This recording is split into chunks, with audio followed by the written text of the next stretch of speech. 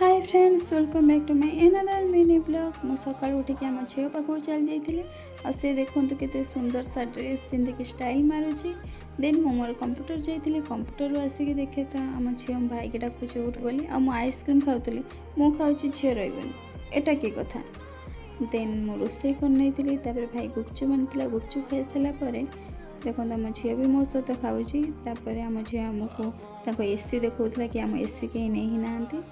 Then आम समस्ते टिके गपुलु तापरे मो मोर लंच कर नहीं लंच कर सारापर आम झील मत नमस्कार कहूँ दीदी नम नम छोट छुआ सह कथा बहुत ही भल लगे। तापर आम झील जबरदस्ती तकिया आनी मुझे पकईकी शोबी। देन आम काली कड़े बुला बोली प्लां करूँ।